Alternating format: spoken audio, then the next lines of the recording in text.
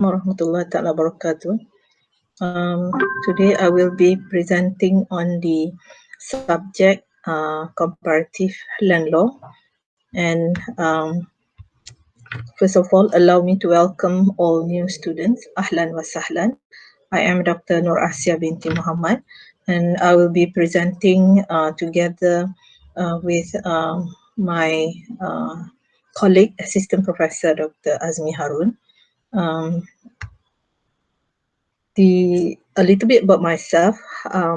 As I mentioned earlier, my name is Associate Professor Tuan Dr. Nur Asiah binti Muhammad. I'm a lecturer at the Civil Law Department. I joined IIUM since 1989. My area of expertise is land law, strata law, Waqf law, and Sharia. And I got all my degrees from IIUM. My LLB in Sharia, Master in Comparative Law, as well as PhD in Law. And this is my colleague that will be teaching this subject with me, Dr. Azmi Harun, also an alumni of IIUM. His area of expertise are employment and industrial relation law, land law, company secretary practice, and land acquisition law. Okay, this subject is designed to promote a clear understanding of theory and concept of land law, which are applicable in Malaysia, in other selected tolerance legislation, as well as Islamic law. Okay, so we know that different countries, they have their own land law and policies, which covers social, political, and as well as economic aspect.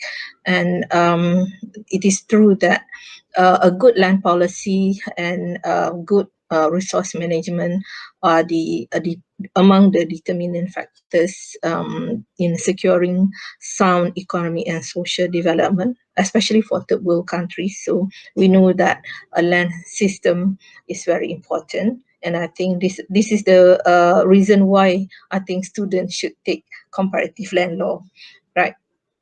So in this course, we adopt a comparative approach, and we cover selected range of topics, including the theory, the general concept of property law, types of registration of land and land dealings, and with special emphasis on torrent system, since Malaysia adopts torrent system.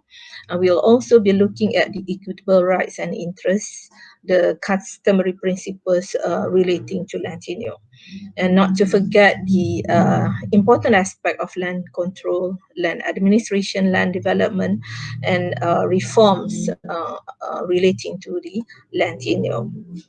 And since IIUM promotes harmonization of law, so we will not forget the Sharia aspect of land system.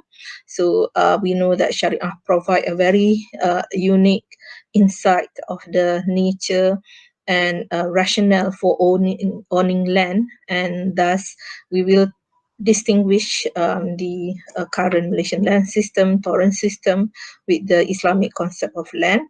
And we, of course, in IIUM also, we emphasize about the Tauhidic paradigm, we call it, where whatever aspects will be considered as ibadah. And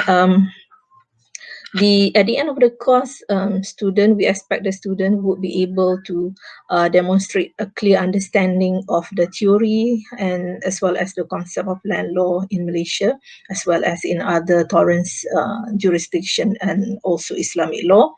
And then students should be able to extract various social and political factors, the root causes underlying conflicts relating to land, and then try to resolve the conflict, and try to find means to sustain land for present and future resources. So in the process, student will learn to collate, hypothesize, plan, and propose solution to the issues.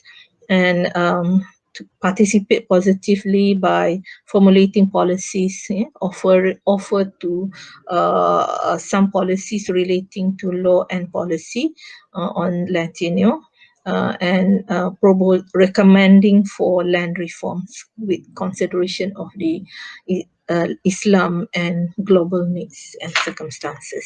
Okay, and on the mode of teaching and learning, for this semester, we apply hybrid approach, synchronous as well as asynchronous, online, and if the circumstances permit, we will also use face-to-face. Okay, so for my class, I'll be using iTaklim Google Classroom, mainly on Google Classroom, and we will have a discussion and presentation over Google Meet, and we will communicate through WhatsApp. And also, I encourage you, if you are free to have face-to-face discussion in my office. Okay, right. Okay, about the course, a little bit about the course. Okay, so we will be looking at the comparison of various stories and terms, theories and terms, and also we will be looking at the important features of land system in Malaysia, in tolerant jurisdiction, as well as in Islam. Okay, right. And we will also be looking at the land administration, land control, land development. Okay, and on the uh, dealings on the security transaction, especially on the commercial aspect of the land. Okay, since I think at the undergraduate level we don't really deal so much about this, so we'll be looking at the commercial aspect of land, and as well as strata, which is very important at postgraduate level. So at the end, of course, we should be able to offer some land reforms, okay, based on the current development in other jurisdictions as well as Islam.